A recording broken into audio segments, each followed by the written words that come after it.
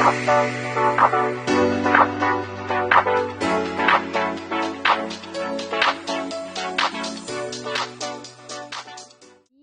dia bom. Você já agradeceu a Deus pelo dia de hoje? Já? Eu vim no carro hoje com as minhas filhas, a gente veio agradecendo. Elas oram assim para que seja um dia divertido, cheio de alegria e que realmente o nosso dia de hoje seja um dia divertido, cheio da presença de Deus. Amém? Bom, vamos fazer o seguinte, eu quero convidar você para levantar só um pouquinho. Você vai erguer as suas mãos, você vai se despreguiçar, vai tirar todo... Vamos ficar de pé.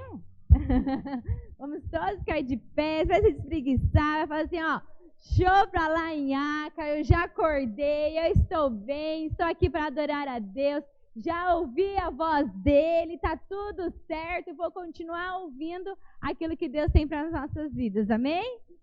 Pronto, pode sentar, já deu uma sacudida aí, agora a gente está pronto.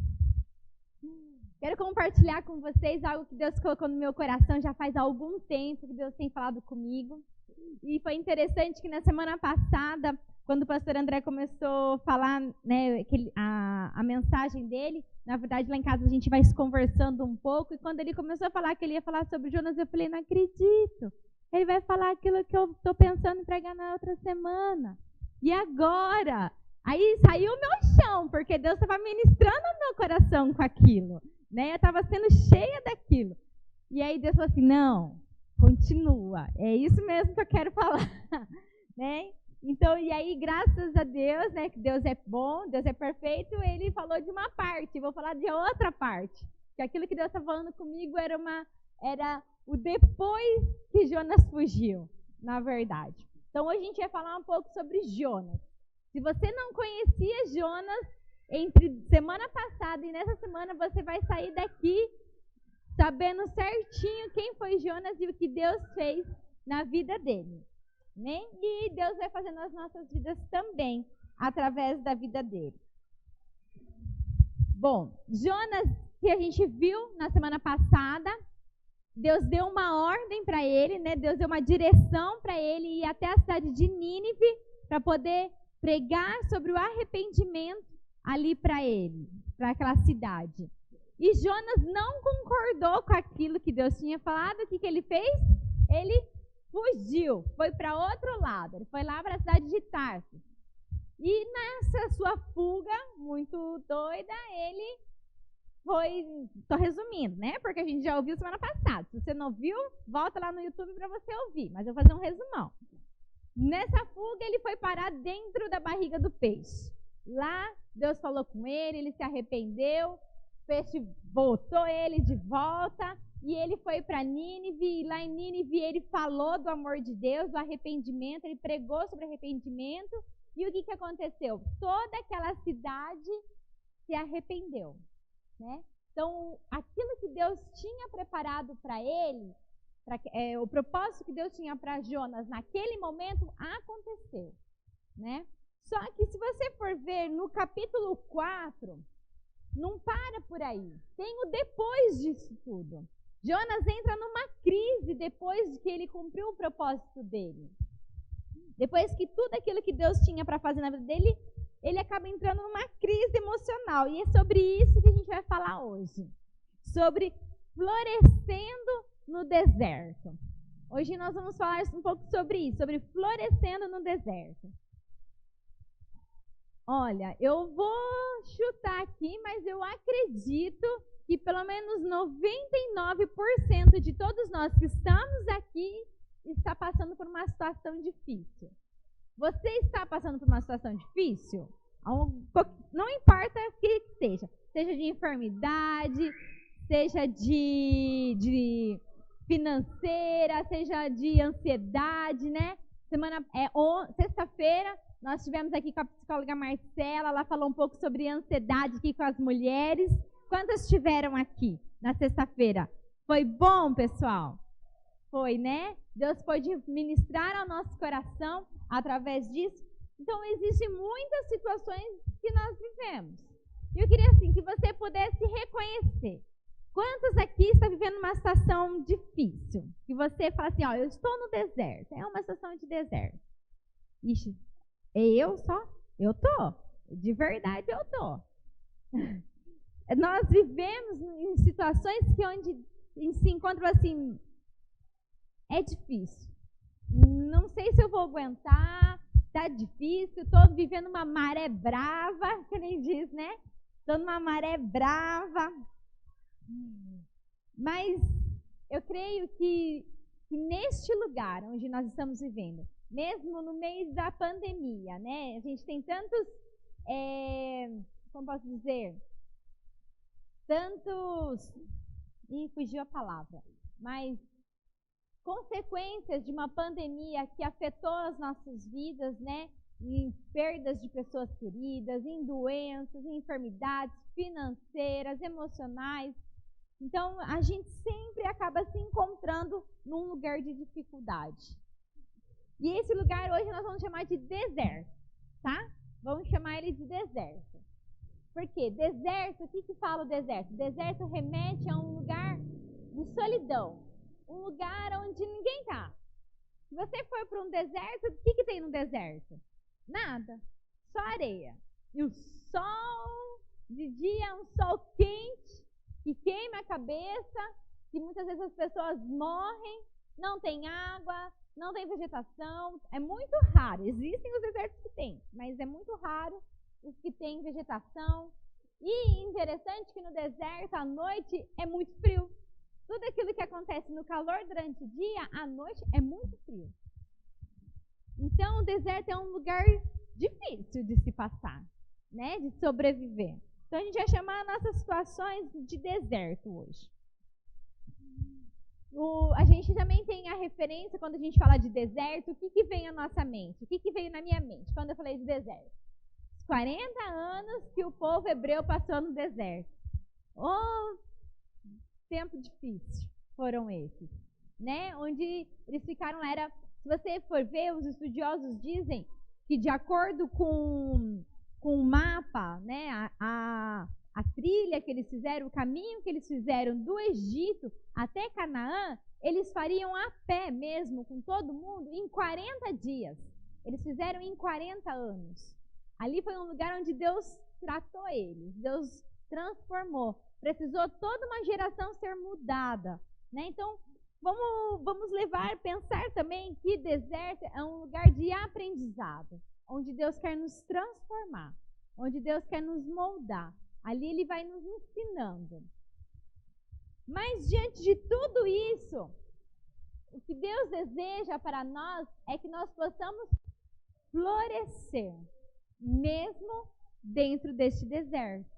Mesmo em tempos de dificuldades, Deus deseja que a gente floresça. E florescer fala do quê? De vida, fala de alegria, fala de prazer. Quando você fala florescer, você lembra de uma flor, né? Umas flores aqui, ó. Temos as flores. Essas rosas estão floridas. Quando você olha para essas rosas, o que você sente ao olhar para elas? Eu sinto prazer, eu sinto alegria. Porque você vê cores, colorido, vida. Poxa vida, né? Como pode? Uma sementinha dali vai nascendo, aí vai brotando os ramos, dali saem uns botãozinhos bem pequenininhos, de repente eles abrem e viram rosas como essas. Bem que essas aqui são artificiais, tá? Mas no natural é assim que acontece. Eu tenho uma roseirinha lá em casa e esses dias ela abriu, eu contei, deu 32 botõezinhos de rosa num raminho só em um raminho. Deu 32 mini, porque é aquelas roseirinhas bem pequenininha. E eu paro e falo assim, Deus, isso é vida. Como pode? Né? Do nada vai nascendo e vai florescendo. Então todas as vezes que eu penso em florescer, eu penso em vida. Eu penso em alegria, eu penso em prazer. E é isso que Deus deseja. Eu acredito que Deus deseja que nós tenhamos vida, tenhamos alegria, que tenhamos prazer, mesmo nos momentos difíceis em que nós estamos passando. Mesmo nas dificuldades. Isso fala de contentamento, né? E, voltando lá para a história de Jonas, não foi bem isso que aconteceu com Jonas. Eu vou ler o último versículo do capítulo 3, que é Jonas 3:10, e vou emendar no 4, do 1 ao 3, que diz assim: Deus viu que o que eles fizeram e como abandonaram os seus maus caminhos, então Deus se arrependeu e não os destruiu como tinha ameaçado. Aqui Deus está falando de Nínive, que Deus viu que os ninivitas tinham se arrependido dos seus pecados, então Deus desistiu de destruir a cidade, por causa do arrependimento do coração deles. E então Deus não destruiu. Aí agora lá no capítulo 4, no versículo 1, continua assim: Mas Jonas ficou profundamente descontente com isso e enfureceu-se.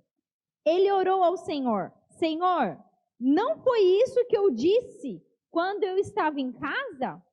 Foi por isso que me apressei em fugir para Tarsis.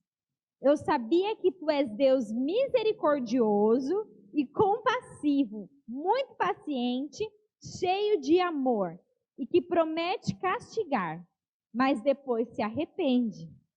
Agora, Senhor, tira a minha vida, eu imploro, porque para mim é melhor morrer do que viver. Gente, repare as palavras de Jonas.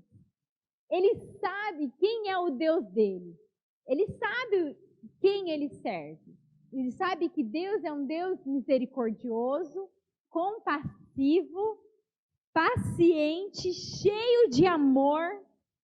É disso que ele está falando. E ele sabe que Deus, ele é tão cheio de amor, tão misericordioso, que ao ponto que quando nós nos arrependemos dos nossos pecados, ele amolece e fala: tá bom, filha, vamos lá, tudo de novo.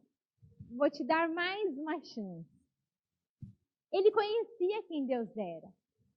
Só que Jonas estava tão cheio de justiça própria que ele não queria que Deus fizesse isso.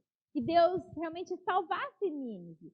Ele obedeceu, mas não era aquilo que estava no coração dele quando ele pregou sobre o arrependimento. Você já viu aquela historinha de quando a gente fala para a criança assim, né? Tem lá a piadinha do Joãozinho, né? Joãozinho, na escola, a professora fala: é para sentar, senta no seu lugar. Aí ele vai lá e ele fala: não quero. Não, é para sentar no seu lugar, você precisa obedecer. Aí, de repente, Joãozinho obedece, bravo, e fica ali bravo. Aí ele olha para a professora e fala assim: eu vou obedecer, mas por dentro eu estou de pé. Já ouviu essa história? É mais ou menos isso que Jonas fez. Eu vou pregar, mas está tudo errado. Não é isso que eu acho que tem que ser feito. Eles têm que ser destruídos. A gente vê aqui duas atitudes de Jonas. Primeiro, uma atitude infantil.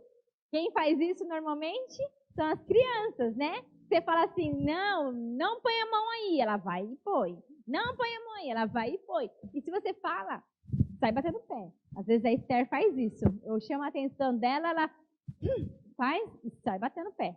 Toda bravinha. Isso aqui são atitudes de imaturidade. Porque ela ainda não sabe, ela ainda não tem maturidade para controlar as suas emoções.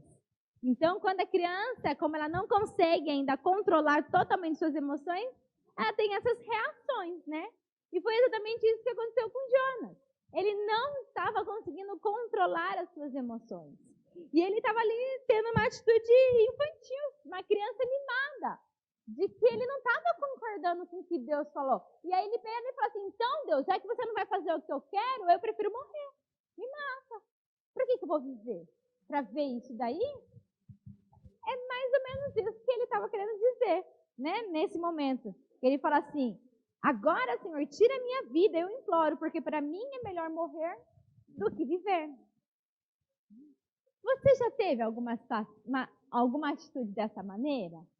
Você já se colocou neste lugar de você falar assim: poxa vida, Deus, eu queria tanto isso, já que o Senhor fez, então eu vou largar a mão de tudo. Não quero mais fazer nada. Então deixa pra lá. Não quer me ajudar, então não me ajuda.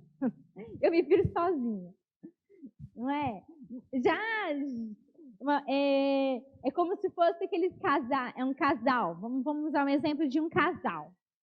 Que sempre briga, toda vez briga, toda vez briga, toda vez briga. Aí, de repente, um do casal, vamos usar lá a esposa, né? Que normalmente é a mulher que cede mais. Será? Acho, não sei, né? Depende do casal. Mas a esposa vai lá e fala assim, tá bom, eu vou ceder. Do jeito que tá, não tá bom, eu acho que eu tenho que mudar, então vou tentar começar a mudar. E a mulher começa a tentar mudar a maneira. Aí o marido vai lá e fala assim, agora ela quer mudar? Então agora eu vou fazer tudo de diferente. Vou provocar ela, né? E aí, de repente, ela fala assim, poxa vida, agora que eu estou tentando mudar, o homem vai e faz isso. Ele não ajuda, então eu também vou chutar o balde. Não vou fazer.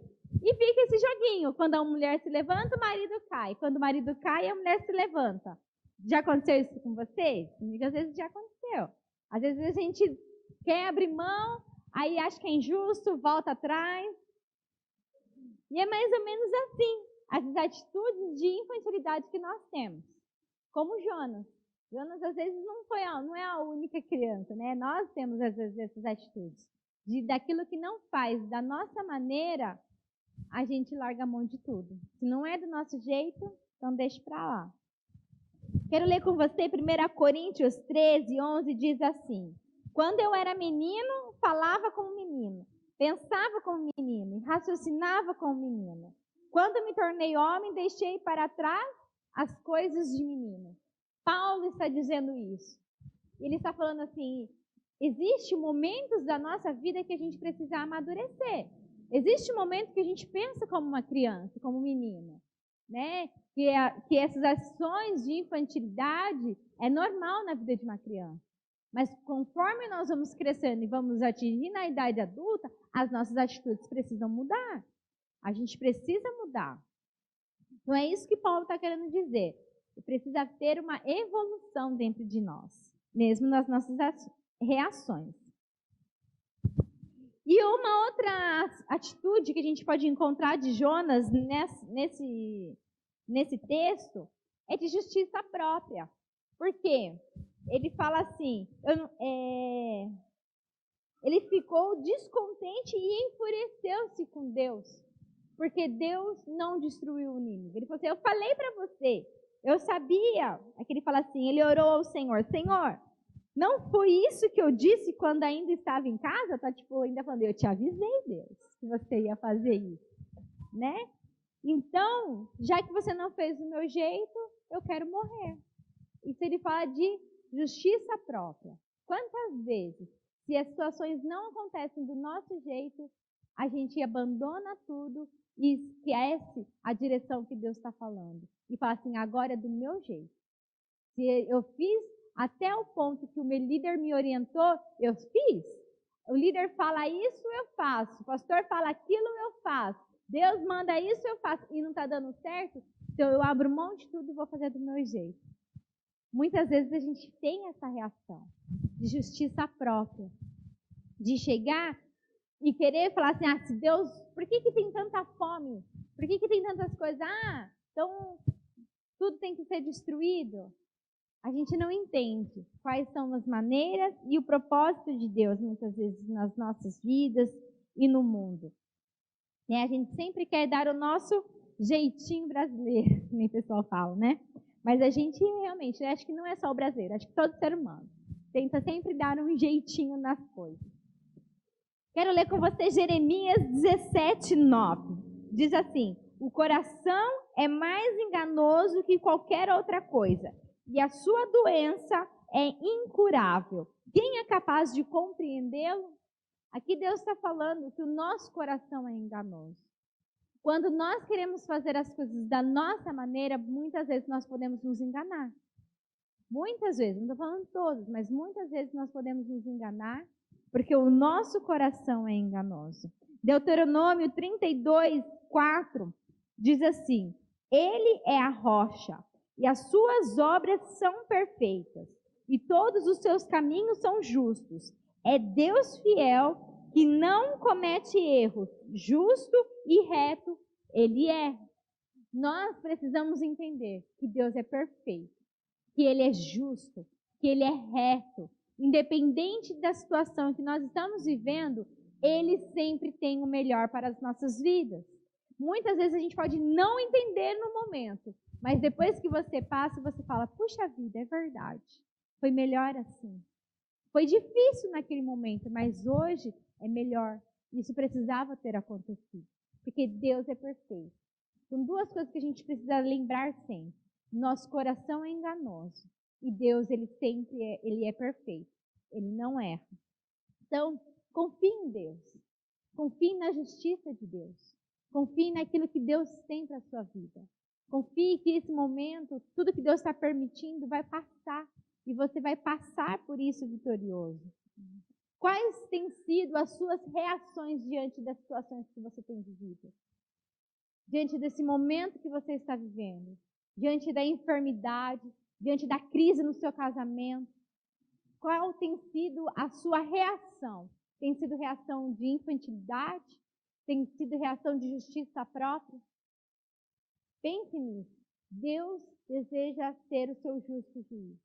Não faça as coisas somente da sua maneira. Confie em Deus. Deus, ele sempre está pronto para nos ajudar.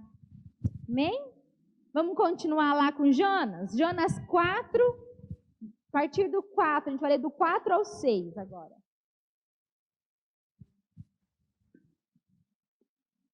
O Senhor lhe respondeu, você tem alguma razão para essa fúria? Deus não estava entendendo que Jonas estava tão bravo. Jonas saiu e sentou-se num lugar a leste da cidade. Ali construiu para si um abrigo. Sentou-se à sua sombra e esperou para ver o que aconteceria com a cidade. Então o Senhor Deus fez crescer uma planta sobre Jonas, para dar sombra à sua cabeça e livrá-los do calor, e Jonas ficou muito alegre.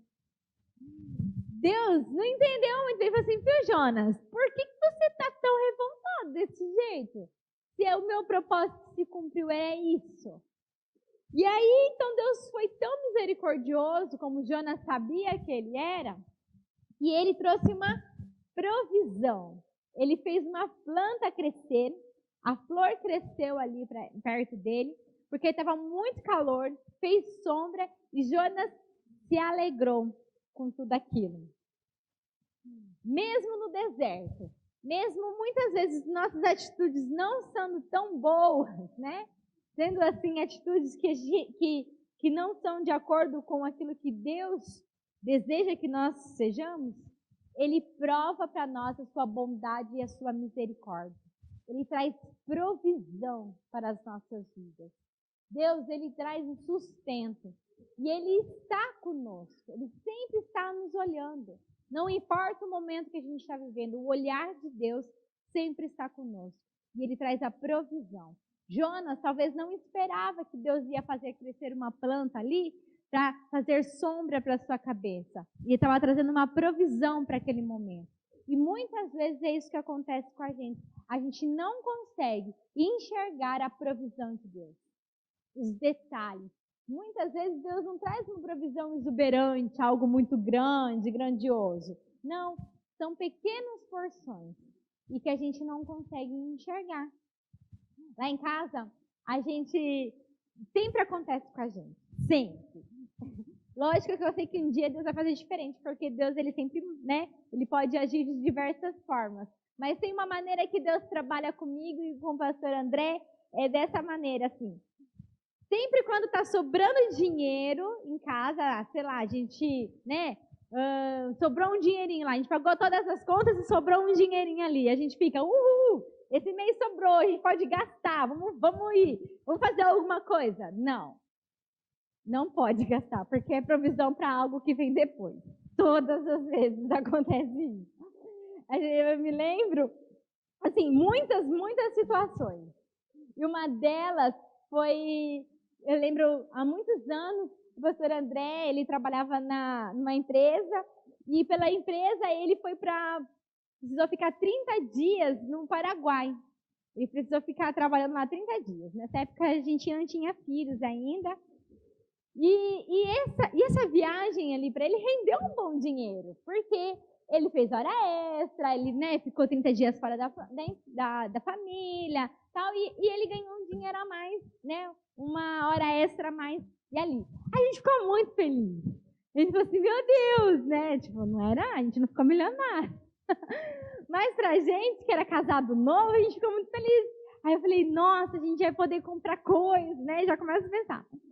E logo depois a gente entrou numa necessidade financeira, porque depois o André precisou sair dessa empresa, a gente mudou para Londrina, e ali os recursos foram afinilando. Então, Deus já tinha trazido a provisão para aquele momento, né? Então, assim, eu creio que todas as vezes que alguma coisa acontece em casa que sobra um dinheirinho, Deus traz a provisão depois. Um outro exemplo que aconteceu com a gente esses dias, né, bem prático. A gente teve a gente trabalha com marmitas, né? A gente faz marmitas e a gente teve um pedido extra num feriado, né? A gente pegou um evento para poder fazer marmitas para esse evento e não estava dentro do nosso orçamento. Então a gente ficou muito feliz. Oba, vai sobrar um dinheirinho que da onde a gente não imaginava. Só que a gente já está calejado nessa área. A gente falou, não, é provisão de Deus para alguma coisa. E aí, de fato, foi. Depois, na outra semana, o nosso carro quebra e a gente precisava arrumar o carro. Qual que era o valor? Exatamente das marmitas que a gente tinha feito. Gente, isso eu estou falando brincando assim, mas é coisa boa, sabe? Eu vejo Deus suprindo as nossas necessidades. Pode não sobrar, mas também não vai faltar. Nunca falta. Sabe, a gente vive lá em casa, nunca falta. Deus sempre traz a provisão. Deus sempre traz o sustento. E muitas vezes a gente não consegue enxergar isso. A gente não enxerga isso como uma provisão de Deus. A gente chega assim, poxa vida, agora que eu ia ter um dinheirinho, não, olha lá, o carro quebrou, tem que pagar o carro, que não sei o quê. Esses dias eu ouvi, até nessas semanas eu vi, um irmão disse assim para mim, ainda bem, né, pastor? Porque o mecânico, coitado, precisa ser sustentado. Se o nosso carro não quebra, como que o mecânico vai ganhar dinheiro? E é bem isso. Às vezes a gente já começa a reclamar, porque eu tenho que pagar o conserto do carro. Mas não, é provisão de Deus para todos os lados. É provisão de Deus para mim, é provisão de Deus para o mecânico, aí o mecânico também tem que pagar suas contas, é provisão de Deus para outra pessoa. A gente precisa começar a ter olhar diferente nas nossas circunstâncias. O nosso olhar precisa mudar diante daquilo que a gente está vivendo. Não somente olhar como uma situação ruim, difícil, criticar, murmurar. Não, nós precisamos olhar como provisão de Deus. O que Deus está fazendo diante de tudo isso? Onde está a mão de Deus? E nessa hora, Jonas não conseguiu enxergar isso. Ele não conseguiu enxergar isso. Em Salmo 100, versículo 5 diz assim, porque o Senhor é bom e a sua misericórdia dura para sempre. De geração em geração, a sua fidelidade. Deus, ele é fiel em todo o tempo. A sua misericórdia dura para sempre. Ele é bom. Então, não importa o momento, a situação que você está vivendo, Deus é bom. E a fidelidade dele está com você, na sua casa, na sua família, na situação que você está vivendo. Então, sempre lembre-se, não murmure, mas glorifique. Não reclame, mas seja contente em toda e em qualquer situação. Tenta enxergar neste momento em que você está vivendo. Aonde está a bondade de Deus? Aonde está Deus neste momento? Porque Deus, ele sempre está presente. Muitas vezes é nós que não conseguimos enxergar. Deus se importa conosco, independente das nossas atitudes. Deus se importou com Jonas. Deus estava vendo as atitudes de rebeldia no coração dele. Mas mesmo assim, ele se importou com Jonas. Da mesma forma, Deus se importa conosco. Amém? Jonas 4, vamos seguindo aí. 7 ao 8. Diz assim, mas na madrugada do dia seguinte, Deus mandou uma lagarta atacar a planta de modo que ela secou. Ao nascer do sol, Deus trouxe um vento oriental muito quente e o sol bateu na cabeça de Jonas, a ponto de ele quase desmaiar. Com isso, ele desejou morrer e disse: para mim seria melhor morrer do que viver. Ela Jonas, né? De novo, ele falou: poxa vida, Deus, estava tão bom a sombra aqui e agora essa árvore morreu. Como assim o Senhor tira a árvore? Então me mata de uma vez, deixa eu morrer então, sossegada. Né? Ele está falando mais ou menos isso. Mas eu quero dizer para você, muitas vezes Deus permite as situações acontecerem conosco para nos tirar do lugar. Já viu um cutucãozinho de Deus? Você já levou um cutucãozinho de Deus? Tá tudo muito bom e de repente Deus já faz uma coisinha acontecer e pum, muda. Tudo muda. Tudo acontece, né? E a gente não consegue enxergar isso de uma maneira boa. Em 1 Coríntios 10, 13, diz assim: não sobreveio vocês nenhuma tentação que não fosse humana, mas Deus é fiel e não permitirá que vocês sejam tentados além do que podem suportar.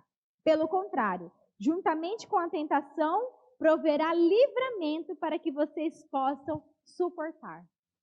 Então, gente, precisamos sempre nos lembrar: não temos tentações que não podemos suportar. Se você está sendo tentado em determinadas áreas, lembre-se que você pode vencer. Você pode suportar.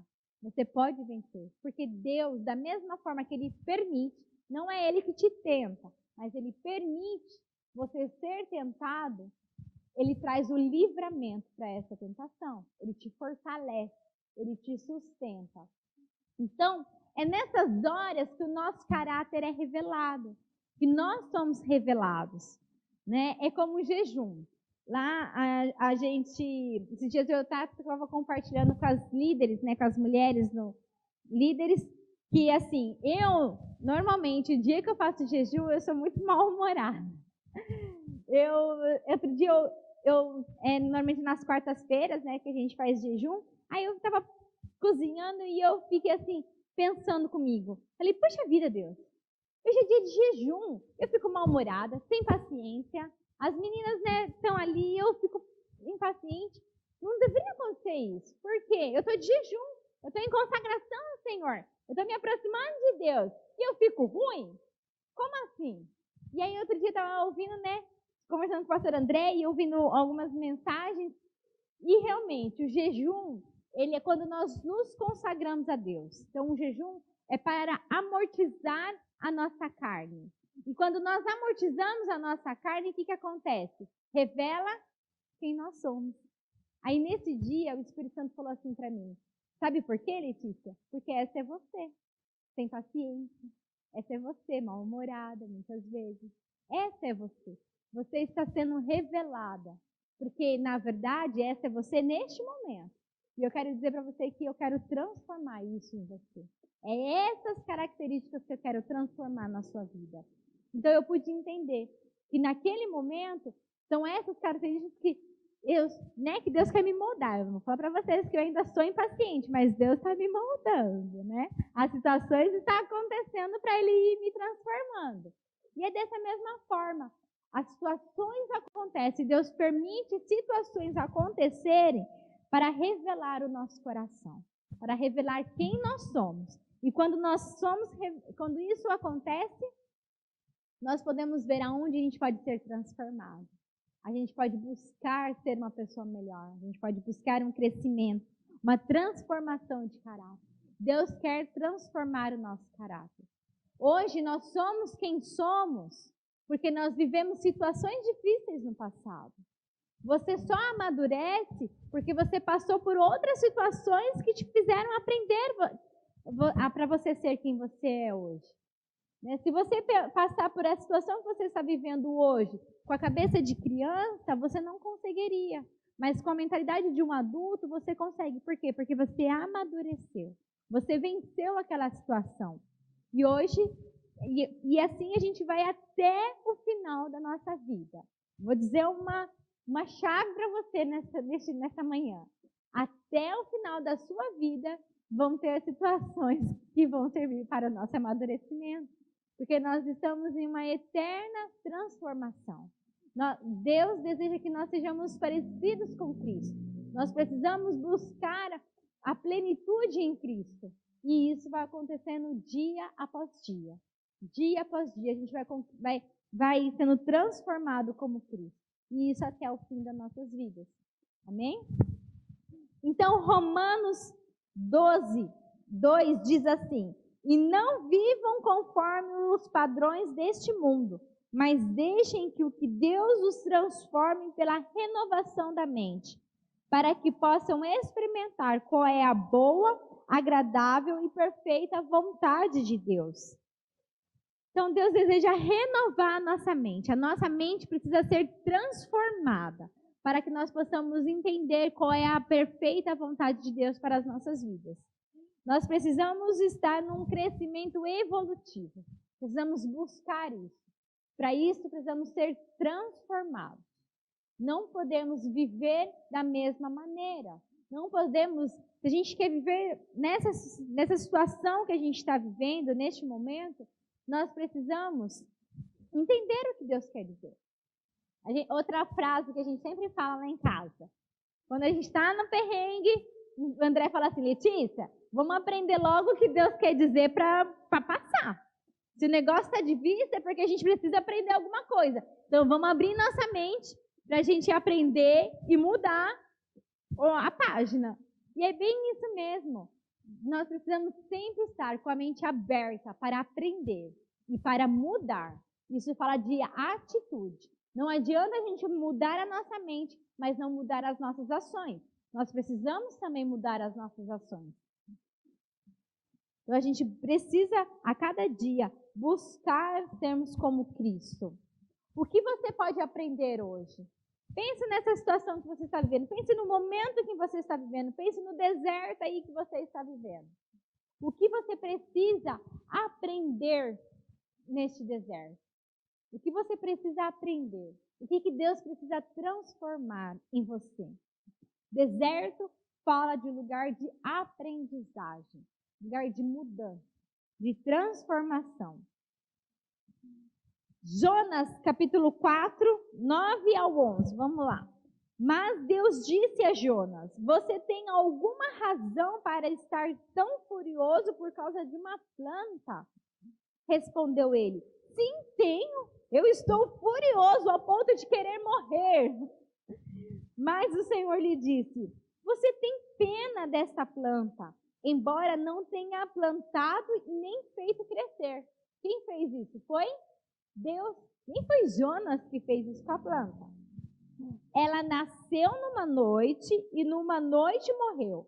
Contudo, Nínive tem mais de 120.000 pessoas que não sabem nem distinguir a mão direita da esquerda, além de muitos rebanhos.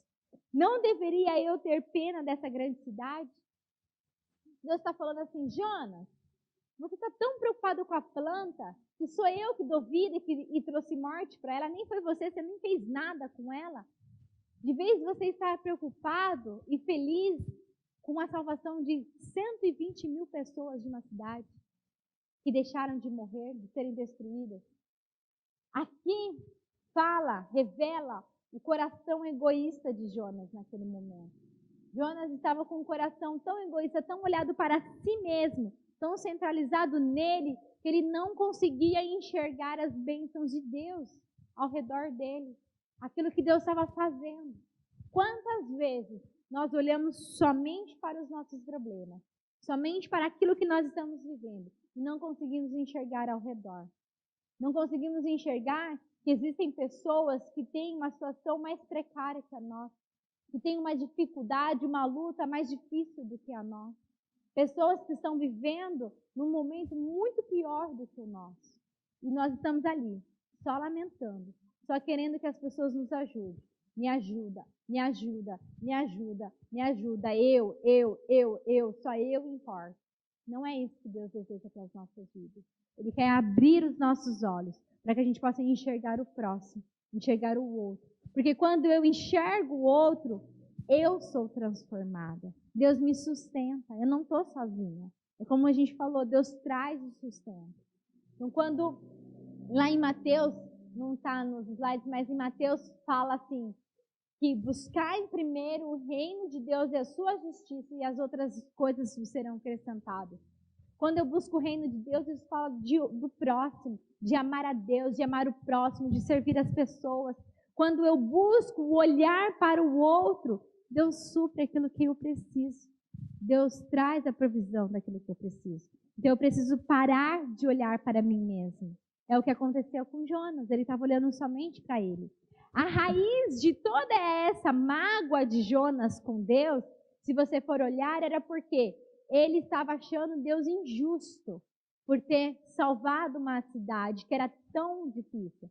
Nínive era uma cidade, na época lá da Babilônia, quando os babilônios tinham conquistado Israel, né, eles tinham levado cativo.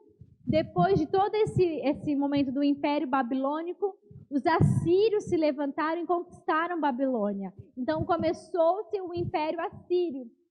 E os assírios transformaram Nínive como sua capital. Então Nínive era a capital da Assíria naquele momento. E os judeus, né, os hebreus, o povo de Deus, eles eram escravos, né? Eles estavam mantidos ali em cativeiro, eles estavam ali presos naquela situação, ainda se mantinham. E o que acontecia? Nínive, as pessoas da cidade de Nínive eram muito cruéis. Foi um tempo de muita crueldade com o povo de Deus. E Jonas estava revoltado com isso. Porque com certeza, na palavra de Deus não fala sobre isso, mas a gente pode imaginar, com certeza, muitos amigos de Jonas, parentes de Jonas, poderiam ter sido machucados, até mesmo mortos pelos ninivitas. Muitas coisas deveriam ter acontecido que atingiram profundamente a vida de Jonas. Então ele não conseguia enxergar salvação para ele, não conseguia liberar perdão. E ele sabia que Deus é um Deus misericordioso, que se eles se arrependessem, Deus ia poupá-los. E não era isso que Jonas queria. Jonas queria justiça por isso. Então, na verdade, ali, a raiz de tudo isso era que Jonas não conseguia liberar perdão para os ninivitas. Ele tinha uma mágoa, ele tinha uma raiz que prendia ele, que não deixava ele enxergar o poder de Deus. Quantas vezes nós somos presos em situações que não nos deixam crescer, que não nos deixam evoluir, que não nos deixam enxergar Deus ali. Nós ficamos ali amarrados na falta de perdão, numa mágoa, numa crítica, numa palavra contrária que foi falado para nós, num xingamento, numa maldição que foi falado para nós. Nós muitas vezes criamos raízes ali e não evoluímos, não enxergamos nada mais. Mas eu creio que Deus quer nos libertar nesta manhã. Ele quer nos transformar. Ele quer abrir os nossos olhos, mudar a nossa mente, o nosso coração, a nossa vida para que nós possamos florescer no deserto. É isso que Deus tem para nós. Não é ficarmos ali arraizados naquilo, somente naquelas coisas ruins que nos prendem. Mas Ele deseja que floresçamos. E foi isso aqui. Então, né, o livro de Jonas acaba neste momento, no versículo 11, onde Deus fala assim: contudo, Nínive, mais de 120 mil pessoas que não sabem nem distinguir o que é da mão direita e esquerda, além de muitos rebanhos, não deveria eu ter pena dessa grande cidade? E aqui acaba o livro de Jonas. E eu achei interessante, falei assim, poxa vida, acabou, mas parece que não tem um fim? E aí? O que aconteceu com Jonas? Eu fiquei pensando nisso, falei assim, e agora, Deus? O que aconteceu com Jonas? Eu não sei para te dizer o que aconteceu com Jonas. Deus não fala, não está escrito. Mas o que dá a entender, eu estou supondo aqui, que Jonas continuou no seu deserto. Porque eu acredito que se ele tivesse florescido, a história poderia ter continuado. Algo mais a gente poderia ter visto. Ele poderia ter feito grandes coisas em Deus. Mas não. Né? Muito provavelmente ele ainda permaneceu nesse deserto. E eu creio que não é isso que Deus tem para as nossas vidas. Ele quer que a nossa história continue. Olhe para o seu deserto. Não é este lugar que Deus quer que você fique. Ele quer que você continue, que você floresça. Mas para florescer é preciso mudança de atitudes. Não agir com infantilidade, não agir com justiça própria. É preciso mudar as nossas ações. É preciso abrir a nossa mente para a transformação, enxergar a provisão de Deus. É preciso aprender com todas as situações que Deus tem para as nossas vidas e desfocar daquilo que realmente nos tem prendido. Eu quero concluir, vou chamar os músicos subindo, que Deus, Ele é um justo juiz. Você não está sozinho. Você não é a única bolacha do pacote. Nós muitas vezes achamos que somos os únicos que temos problemas, né? Diga aí para a pessoa estar pertinho de você. Vamos aproveitar e falar assim, ó, você não é a única bolacha do pacote. Fala aí para a pessoa que está do seu lado, vai assim, ó, não, você não é a única bolacha do pacote. Existem muitas bolachas. Existem muitas pessoas com problemas, assim como eu tenho, assim como você tem, assim como todo mundo tem. Mas Deus, Ele nos une, Ele nos ajunta, Ele nos fortalece. A bolacha não está sozinha, tem tantas outras para a gente juntos vencermos. Para nós juntos, em unidade, vencermos aquilo que nós estamos passando. Então pense, você não está sozinho. Deus está com você. A igreja está com você. Se tem pessoas, Deus levanta sempre pessoas ao seu redor para te ajudar, para te motivar. Onde está o seu coração? Como está o seu coração? Que Deus tem revelado a você sobre você mesmo. Que Deus tem revelado a você sobre você. Permita Deus abrir os teus olhos. Permita, porque os planos de Deus são maiores do que os nossos planos. Os planos de Deus não é somente te ajudar e te auxiliar neste momento, com essa crise momentânea que nós estamos vivendo. Mas os planos de Deus é para que nós possamos enxergar o reino dele como salvação. Deus se importa com as vidas. Pense nisso. Não somos somente nós, mas Deus se importa com as vidas. Ele é um justo juiz. Ele é misericordioso, Ele é bondoso, Ele é um Pai de amor. Ele se importa conosco. Ele quer que nós possamos crescer, Ele quer nos transformar. E para isso, Ele permite que passamos pelo deserto, para nos transformar. E assim, depois que nós somos transformados, evoluídos, então nós florescemos. Deus quer que nós florescemos. É isso que Deus deseja para as nossas vidas. Quero convidar você para ficar de pé no seu lugar. Quero orar por você.